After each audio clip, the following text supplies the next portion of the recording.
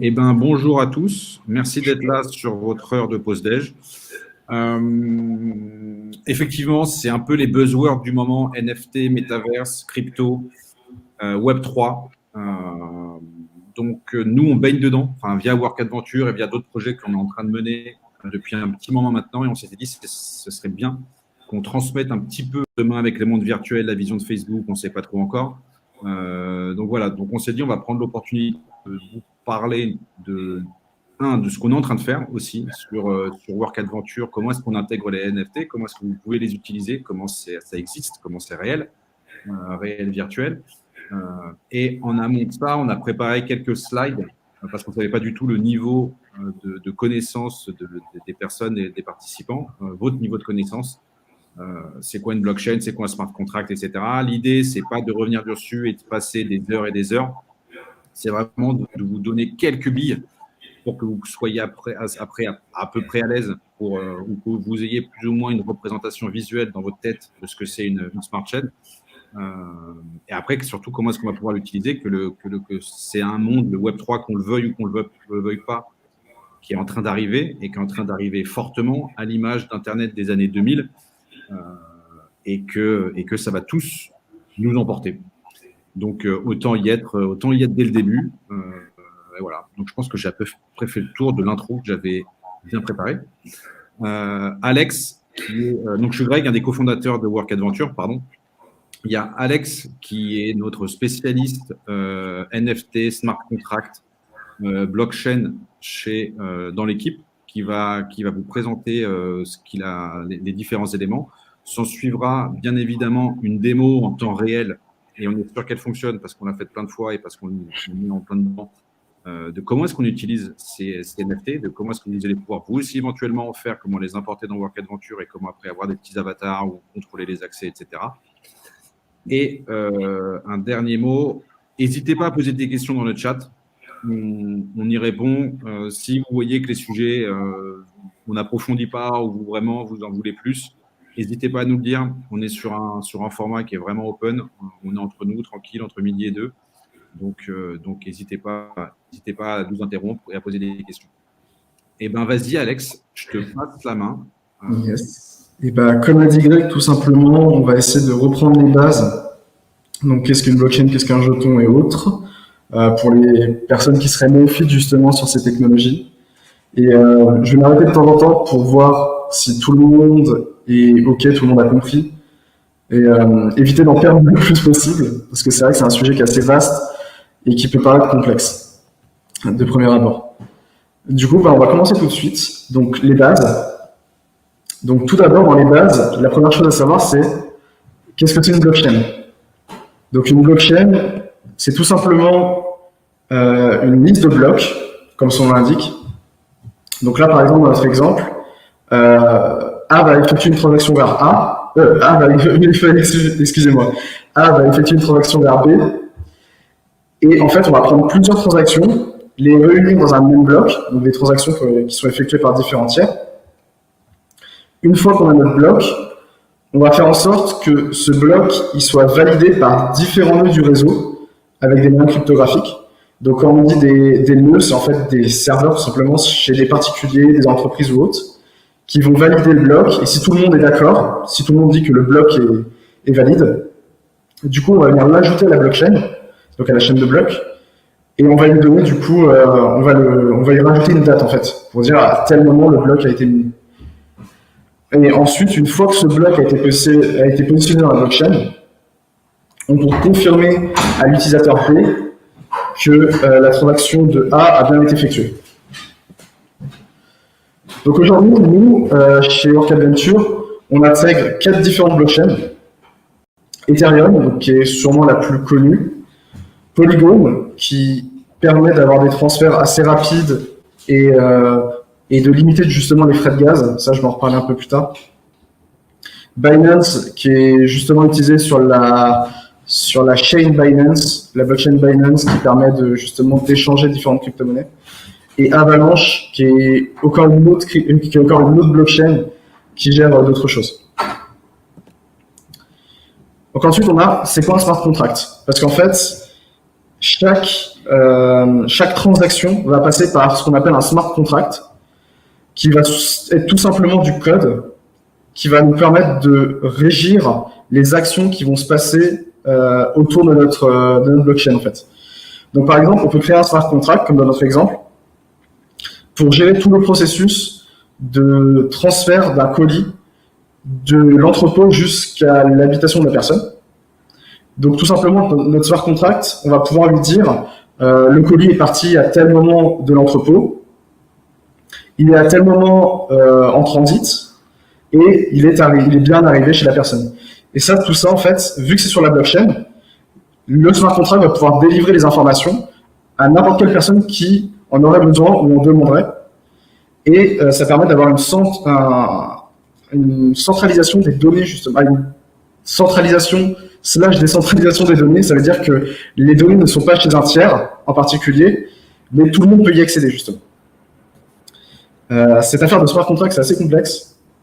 Du coup, pour vous expliquer et vous imaginer la chose, voyez ça un peu comme une boîte noire où vous allez pouvoir définir justement, donc comme je disais précédemment, donc un état de livraison, récupérer l'état de la livraison, renvoyer à l'expéditeur ou autre. Donc cette boîte noire va vous mettre à disposition des fonctionnalités que vous allez pouvoir utiliser et qui sont qui correspondent à votre métier en fait. Donc jusque là, est-ce que j'ai perdu personne?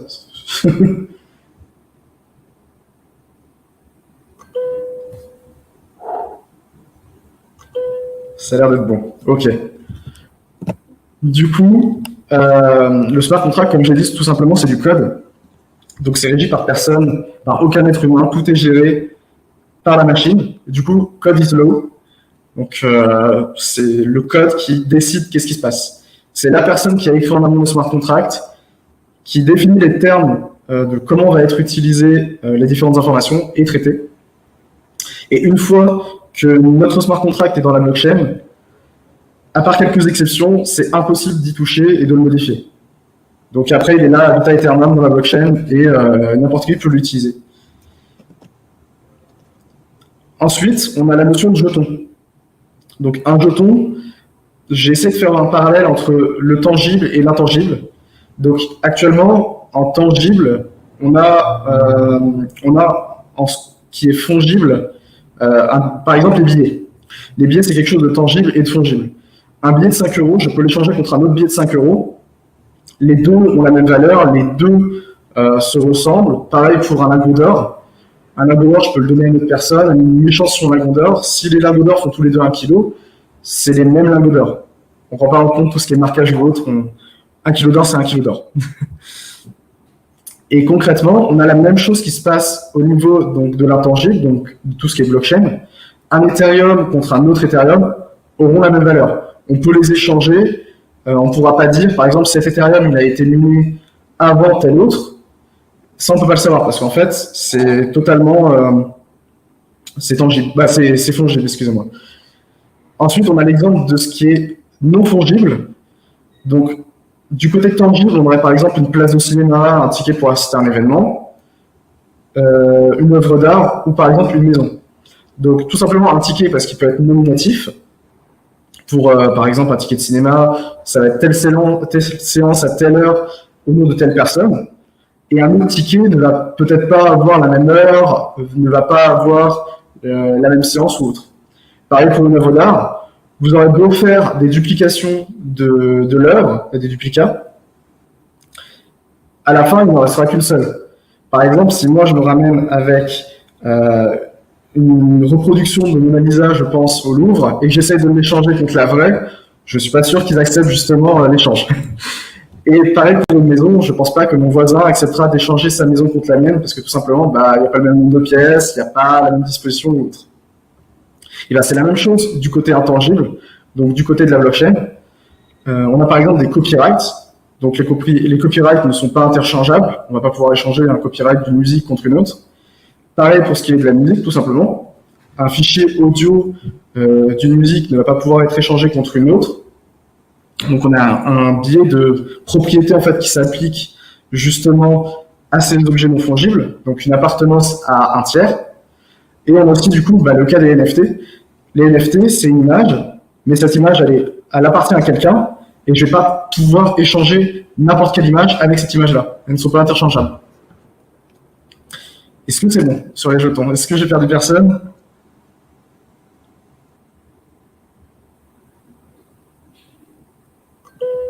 Ça a l'air d'être bon. Ok.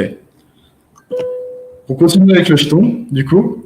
Donc les jetons, avant les NFT, un fichier numérique, donc comme je le disais précédemment, donc une image ou un son ou n'importe où, on pouvait le copier, le distribuer à n'importe qui. Ça, il n'y avait pas de limite. Donc on pouvait, ce qui est arrivé par exemple avec le piratage justement des musiques, que quelqu'un pouvait copier un fichier et l'envoyer à tout le monde. Donc ça, c'est ce qu'il y avait avant les NFT. Maintenant, avec les NFT, on peut copier une musique, l'envoyer à tout le monde toujours. Ça, ok. Mais par contre, on peut vérifier à qui appartient vraiment le fichier original. Est-ce qu'un smart contract inclut la gestion des droits d'usage de l'œuvre, droits de reproduction, etc. Un smart contract, on pourrait... oui, on peut tout à fait gérer les droits d'usage, je pense, d'une œuvre, si je dis pas de bêtises. Après, c'est du droit, donc j'avoue que je ne sais pas trop. J'avoue que là, ça sort de mon périmètre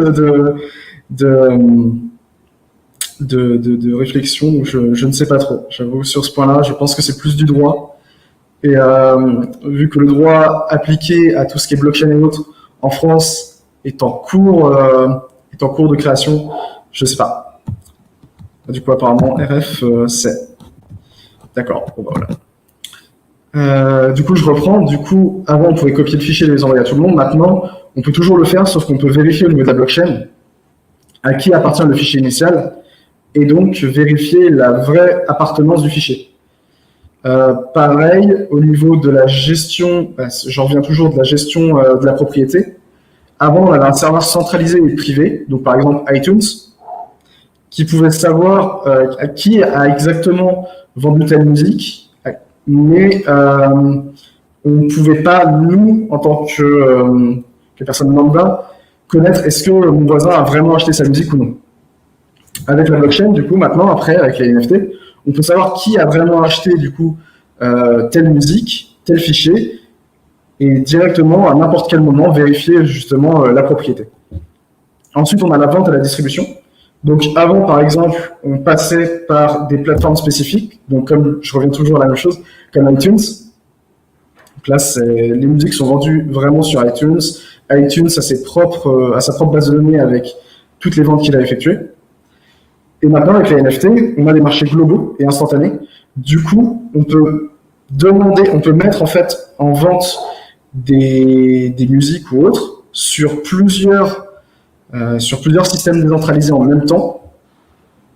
Et au niveau de la blockchain, voir exactement qu'est-ce qui a été vendu, en combien d'exemplaires, à quel prix aussi.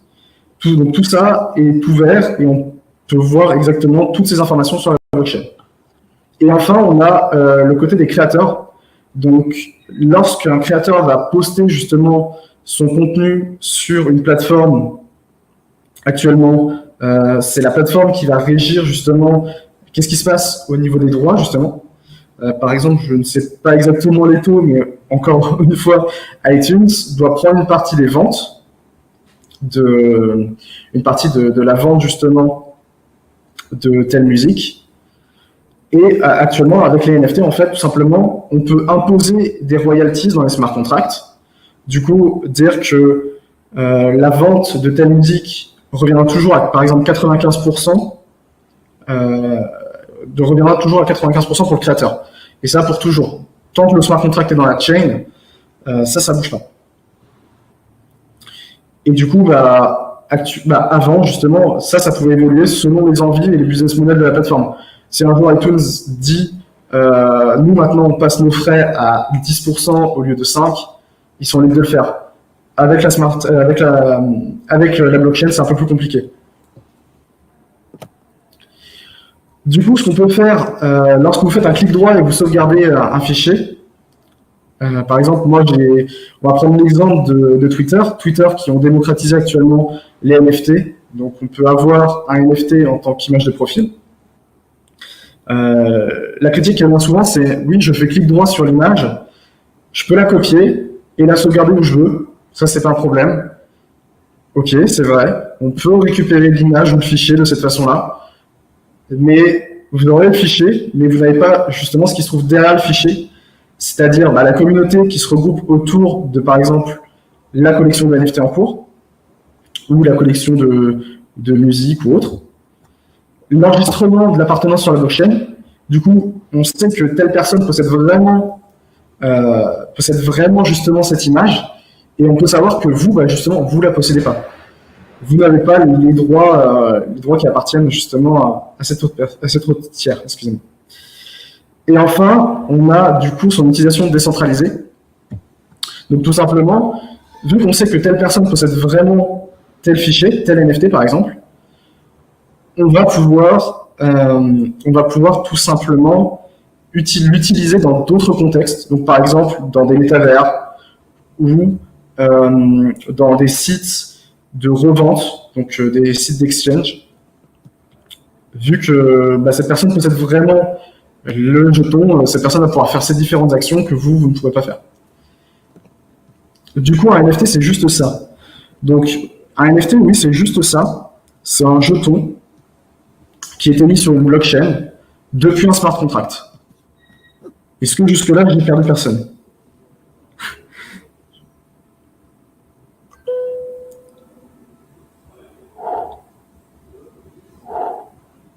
Ok. Du coup, je continue. Donc, avec tout cet écosystème NFT qui est en train de se créer, justement, autour des jetons, des smart contracts, des chaînes qui sont en train de se monter. Donc, on a un gros écosystème NFT qui est en train de se créer, justement. Donc, on a tout le côté portefeuille. Donc, en fait, un portefeuille, c'est quoi? C'est tout simplement ce que vous avez dans la poche, sauf que là, ça contient de la crypto-monnaie, mais ça peut contenir aussi des jetons, du coup, des NFT. Il n'y a pas quelqu'un.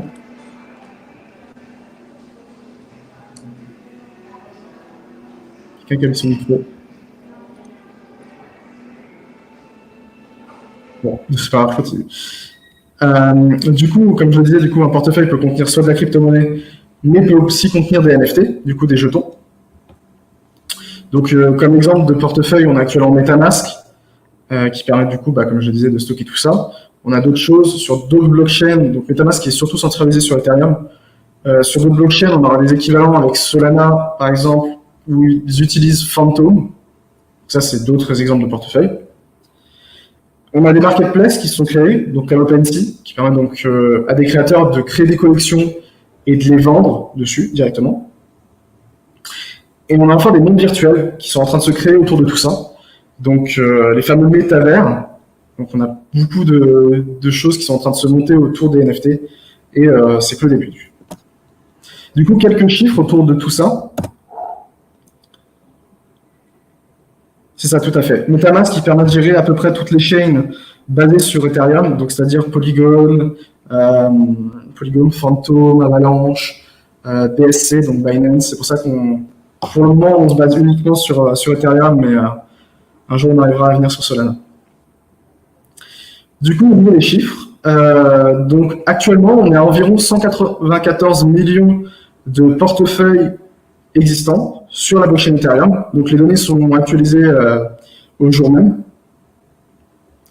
On a 1,3 million de transactions par jour qui sont effectuées. Donc on commence à avoir un flux assez important. Et on a plus de 85 000 nouveaux portefeuilles qui sont créés chaque jour. Donc ça, c'est des données d'aujourd'hui, donc c'est en constante évolution. C'est même exponentiel si on regarde les graphiques. Et du coup, on voit qu'il y a un réel engouement autour de ces technologies et que ce n'est pas forcément uniquement du buzz. Ensuite, il y a la question, est-ce que vraiment les NFT et la blockchain, c'est une vraie révolution? Un peu comme Internet, il y a 20 ans maintenant.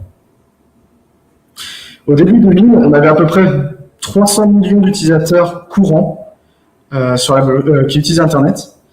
Donc, 300 millions d'utilisateurs uniques d'Internet en 2000. On a actuellement 300 millions de joueurs de jeux vidéo et e-sport présents. Vous allez voir pourquoi j'ai mis ce chiffre-là, c'est pour la suite. Ensuite, on a environ 350 millions d'utilisateurs de portefeuille. Donc tout à l'heure, je vous ai présenté les 194 millions. Ces 194, ils sont à prendre justement dans ce chiffre-là. Là, on prend toutes les chaînes qui existent. Donc ça veut dire la blockchain, ça veut dire Ethereum, ça veut dire les bitcoins, etc. Du coup, là, on prend la somme totale. Donc ça, c'est les données de 2021. Du coup, les chiffres d'aujourd'hui ont plutôt beaucoup évolué. Et on est plus vers les 450 millions qu'autre chose, actuellement, je pense. Et du coup, on a environ 50 000 métavers dits sérieux. Le mot sérieux, c'est tout simplement pour présenter un métavers où on a justement une base de personnes actives dessus. Et pas simplement quelqu'un qui aurait créé un métavers dans son coin. Et on avait environ, en 2021, 400 000 collections de NFT dans la nature. Donc c'est des collections de NFT, donc comme vous en avez pu en voir sur des réseaux sociaux comme Twitter ou autres, ou tout simplement des contrats d'assurance, plein de choses qui sont démocratisées autour des NFT et qui sont en train d'arriver. Et du coup, on va vraiment sur ces métavers, on voit qu'on a 300 millions du coup de joueurs de jeux vidéo et e-sport, et justement ces métavers veulent essayer de récupérer le plus de ces joueurs de jeux vidéo et e-sport afin de les convertir. Et du coup, c'est là que se trouve du coup la hype du métavers. Alex, juste pour revenir sur le slide précédent, Ouais. il faut se dire que là, dans tous les journaux, les news, les réseaux sociaux, toute la journée, on est abreuvé d'informations concernant les NFT, les métaverses, les tokens, la crypto. Le parallèle avec le nom d'utilisateur unique d'Internet dans les années 2000, il est intéressant. C'est pour qu'on se dise tous à quel point on est vraiment au tout début de la vague. Ça. Pour ceux qui ne se rendent pas compte. On suit à peu près la même évolution que Internet au début des années 2000. On a des courbes qui montrent qu'on a une progression qui est assez constante et qui ressemble vraiment à la démocratisation d'Internet. Et du coup, c'est pour ça qu'il y a ce parallèle qui est fait. Et du coup, je continue. Du coup, on a une hype du métavers qui est en train d'arriver. Donc, avec tout cet écosystème NFT qui bouleverse un peu les utilisations qu'on avait actuellement d'Internet et du web. Du coup, tout le monde veut récupérer à peu près sa petite part du gâteau. Donc, c'est pour ça que Facebook ont créé du coup Horizon, leur métavers. On a Decentraland qui est là depuis beaucoup plus de temps, qui est vraiment une plateforme historique. Et on a du coup, là j'ai pris l'exemple de Geyser qui veut justement aussi se lancer dans le métavers en proposant des NFT et autres. Mais du coup, là, cette hype du métavers, le truc, c'est que nous, on était là avant la vague. On avait déjà un peu l'idée d'un métavers professionnel sur lequel on pourrait regrouper justement les différentes sociétés et autres, qu'elles puissent interagir les unes avec les autres, dans un monde virtuel, simplement. Et du coup, comme vous pouvez voir, on est là depuis le 16 avril 2020. Du coup, ça fait un bon bout de temps. On était là bien avant la hype. Donc après, on a quelques petits trucs comme quoi qu'on est 100% RGPD depuis le début. On est complètement hébergé en Europe. Toutes nos conversations et autres sont cryptées. On stocke vraiment aucune vidéo. Donc voilà. Et du coup, nous, cette notion de métavers est là depuis bien plus longtemps. Et bien sûr, avec l'arrivée des NFT, c'était une suite logique pour nous de continuer dans cette voie afin d'automatiser le plus de choses et tout simplement de se déplacer vers le Web3, tout simplement. Du coup, c'est bien de vous parler de tout ce qui est NFT, blockchain, jetons et autres, mais ça a quelle utilité avec Workadventure? Parce que c'est bien de mettre quelque chose en place, mais c'est bien que ce soit utile. Du coup, nous, nos utilisations actuellement, c'est donc de la gestion d'accès de zones, pour pouvoir restreindre l'accès à certains endroits, à certaines personnes possédant certains NFT.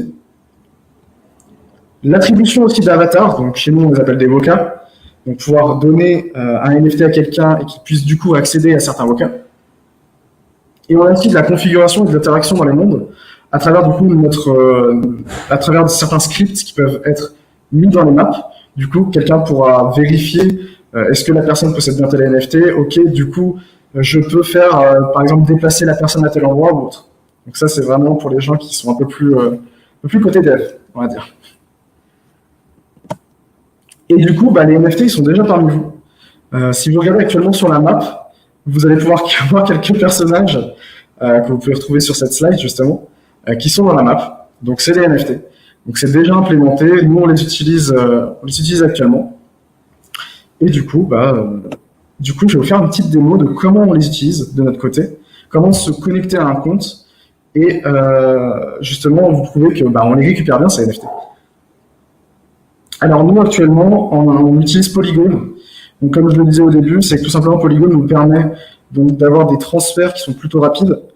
Un transfert, quand je dis rapide, c'est 1 minute à 5 minutes, contre des fois 1 heure sur de l'Ethereum, par exemple.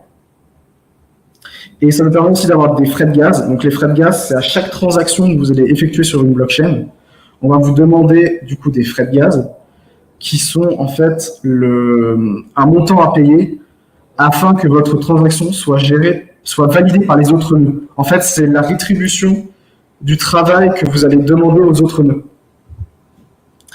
Et tout simplement, vous allez payer des frais dessus. Et selon la blockchain, les frais sont plus ou moins importants. Par exemple, sur Ethereum, on va être plus de l'ordre des 80 €. Sur Polygon, on est plus sur l'ordre des 10 centimes.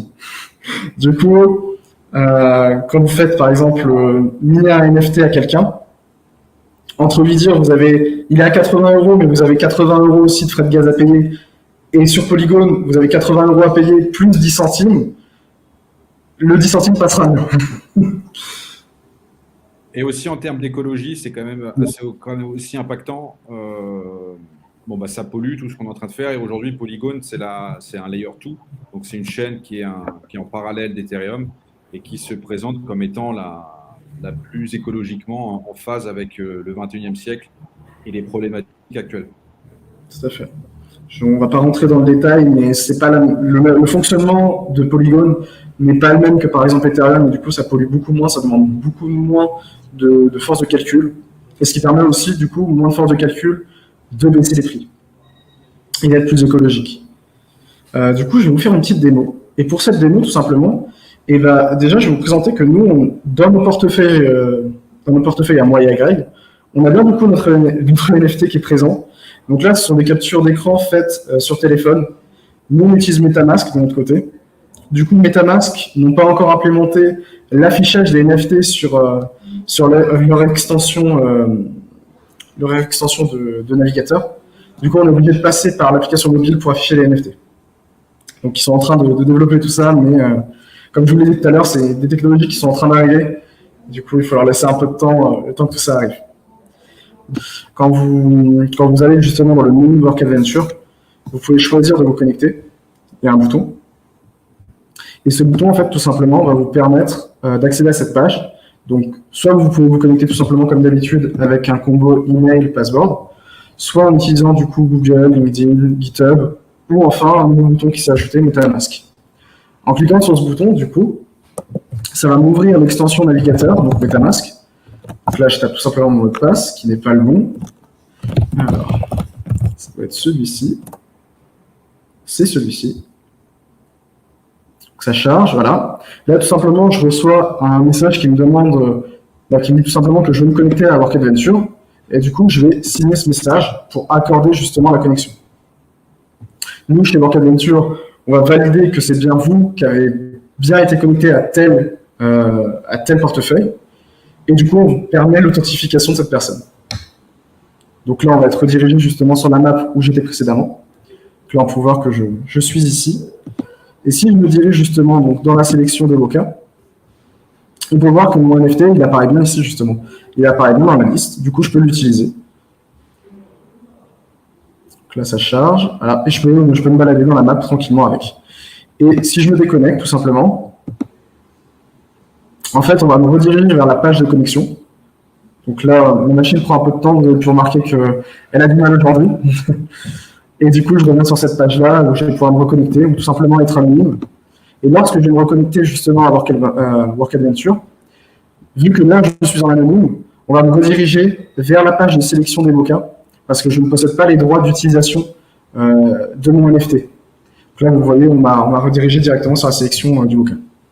Du coup, on a bien une protection au niveau de l'appartenance des Woka. Et donc, du coup, on peut vraiment vérifier si vous possédez bien ce Woka et du coup, vous le donnez. Voilà, voilà. Et du coup, je reviens sur la présentation.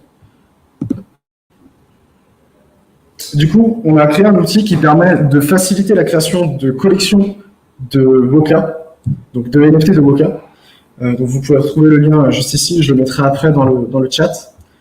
Donc ça facilite grandement la création d'une collection, c'est-à-dire génération des tilesets, donc de toutes les positions d'un personnage. La création du smart contract aussi est auto-générée, donc vous avez quasiment aucune ligne de code à taper, que de la configuration. Et concrètement, avec cet outil, vous pouvez créer votre collection, créer votre smart contract et directement la déployer sur une chain. Tout ça directement depuis cet outil. Et du coup, je vous remercie. C'est la fin justement de ces slides. Si vous avez des questions, n'hésitez pas. On y répondra tout de suite. Actuellement, on recrute aussi, s'il y a des gens intéressés. Et si vous avez envie de tester donc, la démo de Work Adventure, vous pouvez scanner tout simplement le QR code qui est présent sur la slide, qui vous amènera directement sur la démo. Ouais, faut imaginer ce qu'on fait avec aujourd'hui avec la connexion avec un wallet digital. C'est exactement la même chose que ce qui se passe aujourd'hui quand vous allez sur un site web et vous cliquez sur SSO et vous entrez votre adresse Gmail, donc vous êtes identifié via Google. Demain, on peut se dire que d'ici 5-6 ans, tous les sites, il y aura plus d'identification Google, tout fonctionnera avec Wallet. Et en fonction de ce que vous avez dans votre wallet, vous aurez des droits différents, des interactions différentes, des possibilités de jeux différentes dans les sites, dans les métaverses, dans les mondes virtuels dans lesquels vous serez connecté. Aujourd'hui, c'est exactement ce qu'on a fait nous dans Work Adventure. On peut imaginer, donc là, c'est une map avec où il y a le séminaire, mais on peut très bien faire nous dans nos mondes, en fonction de type de collection que vous avez dans votre wallet, vous allez avoir accès à un monde supplémentaire. Dans ce monde supplémentaire, peut-être que vous allez pouvoir débloquer des portes, etc. Donc, en tout cas, il faut vraiment se dire, on est en train de, et c'est aussi une évolution c'est ça qui est en train d'être apporté le Web3, c'est que l'identification demain, elle ne sera pas dans les mains de Google potentiellement, mais elle sera complètement décentralisée sur les blockchains et via les wallets. Est-ce qu'il y a la possibilité de mettre d'autres NFT? Absolument. Vous pouvez mettre tous les NFT que vous voulez. La seule condition pour pouvoir que nous, on puisse te les restituer dans le jeu, c'est que ça réponde aux normes de design, etc. Mais tu peux par contre complètement imaginer de dire, moi, demain, je crée un monde virtuel avec Work Adventure. Je crée une autre collection de NFT qui est plutôt sous forme de tickets ou sous forme pareil d'avatar, que tu ne veux pas nécessairement faire apparaître dans le jeu, mais qui te donne quand même les droits d'accès à un monde. Ça peut servir aussi de trousseau de clés. Donc, il y a les possibilités d'utilisation aujourd'hui, elles commencent vraiment à exploser. Donc c'est pour ça qu'on a pris, on a pris la décision tout simplement de lancer Work Adventure dans cette direction. Est-ce que c'est nécessairement Polygon? Alors, pas du tout, non, non, c'est ce qu'on disait.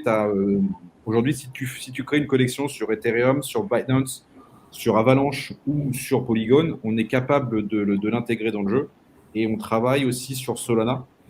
Donc, normalement, avec ces experts, on va couvrir quasiment 80, entre 70 et 80% du monde des diaps et du marché. Donc, voilà. Du coup, oui, vous allez pouvoir émettre n'importe quel NFT, créer votre collection ou en prendre une existante. Y affilier justement donc un Woka ou non, comme l'a dit Greg, ça peut être une clé. Faut prendre un NFT comme ça peut être une clé, ça peut être un personnage, mais ça peut être aussi une clé et un personnage. Vous pouvez vraiment être assez libre dessus. Les chains, donc comme on l'a dit, c'est celles que je vous ai montré au début, donc Ethereum, Binance, Avalanche et Polygon pour le moment uniquement. On va essayer de travailler pour mettre en place du coup Solana, qui est une autre blockchain.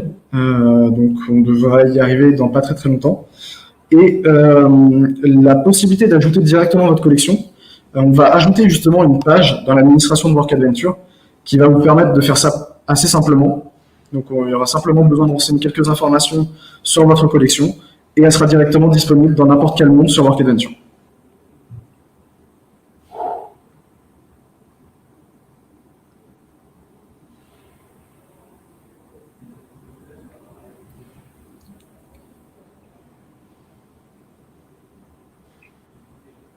J'ai pas très bien compris la question d'Olivier. Ouais, Olivier, vas-y, prends la parole. Hein.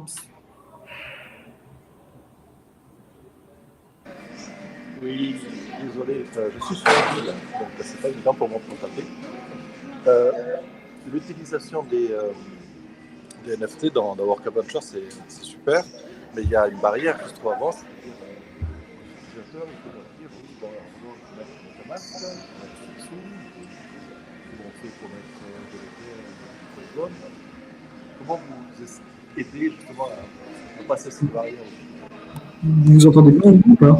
Ouais. Alors la question d'Olivier, c'est comment. Et elle est très juste. C'est pas forcément simple Enfin, il y a un petit coup d'entrée. On va pas se mentir. Il est devenu quand même aujourd'hui relativement simple. Se créer un wallet via MetaMask, ça se fait en quelques clics, ça marche très bien. Et du coup, tu me donnes une parfaite transition pour ça. On est en train de lancer on va bientôt lancer, même d'ici la fin du mois de juin, une première collection d'avatars dédiés à Work Adventure. Donc, vous allez directement pouvoir en acheter. On va vous expliquer comment est-ce qu'il y a toutes les étapes différentes pour pouvoir en faire. Vous allez avoir plein de petits avantages, notamment accéder gratuitement après à tout Work Adventure pour vous créer des mondes. On va créer un métavers spécialement pour les utilisateurs, pour les possesseurs de NFT.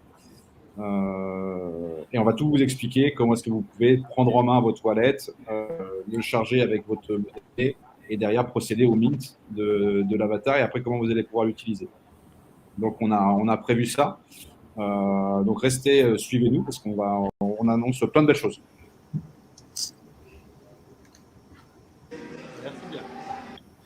Est-ce que quelqu'un a d'autres questions? La presse, on va l'envoyer. Je ne sais pas comment on va l'envoyer, mais on l'enverra après, Craig. Oui, bien sûr. On vous l'enverra par email si vous êtes tous. Je pense que vous allez tous vous inscrire à l'event. On a vos emails. Sinon, n'hésitez pas à venir au bureau. Alors, on vous donne l'adresse